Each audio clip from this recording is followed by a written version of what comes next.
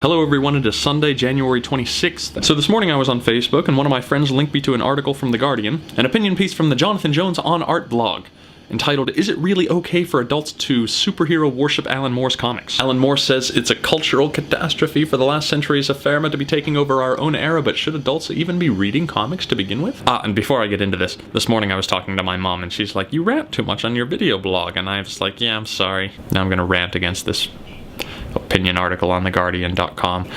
Sorry, Mum. Okay, I'm thinking out loud here, so let me figure out what I'm not trying to do with this essay. I'm not trying to say Jonathan Jones was a bad writer, only that this essay was badly written. Because I definitely don't want to become one of those people that gets bent out of shape over something as inconsequential as comic book characters. Which is not to say I didn't spend a year or two in middle school at the loser table in the cafeteria being that guy.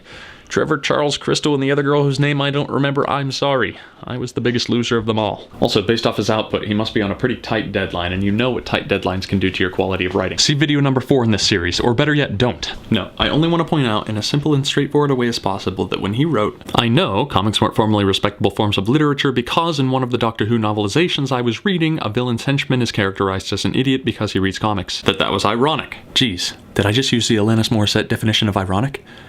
Internet, have mercy. And when he wrote, "Perhaps it was inevitable that people like me who grew up with visual images hitting us all the time from TV screens would find picture stories a rich literary form. That implied TV was a kind of gateway drug to comic books." And when he wrote, "An obsession with picture books might even be the mark of a barbaric time. Monks in the Dark Ages who spent their lives illuminating the Gospels were quite likely to be illiterate, and their crazed visual enrichment of texts can be seen as a substitute for actually reading or understanding." That told me that I could recommend to him The Swerve, the Pulitzer Prize-winning book that outlines the lives and skills of your average medieval monk. It's a good novel to have read if you're an art blogger, I reckon. And that other time when he wrote, "Alan Moore puts the shame back into the grown-up comic, and that is as it should be." I had no idea what he was even talking about. And when he concluded with, "Every kid knows comics are a guilty pleasure. That's the point of them." I think you were implying that I was intentionally breaking my parents' hearts by shirking the works of Melville or Chaucer because I just could not put down the latest issue of The Amazing Spider-Man or The Uncanny X-Men. But all those things aside, what shall I do with this video? What to do? Oh, hi, theguardian.com. Didn't see you there. Oh, sorry, how rude of me. You probably can't understand a word I'm saying. Listen, I get it. Content these days is dreadfully complicated, isn't it? You need the clicks. Well, you'll get the clicks and the accompanying vitriol if this article goes viral on a Twitter comics community, boy howdy. By gum. But you people want quality content, right? Let me tell you something.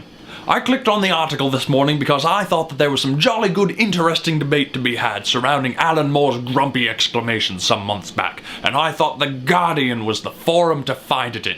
I mean, the forum in which to find it. Sorry.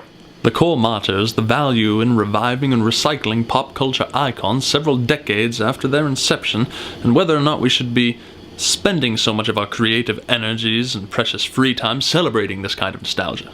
No, it's not about whether Moore was right. Who gives a devil's egg about the sudden expostulations of a renownedly grumpy shut-in? I should venture that in the end we are interested in his art, not his opinions. Nor is it about whether comics are worthwhile as a medium. Media itself is not, as I think has been established by the whole of human history, a thing that serious-minded people bicker about.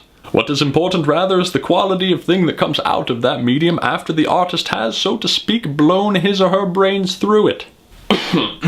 Pardon me, I must switch back.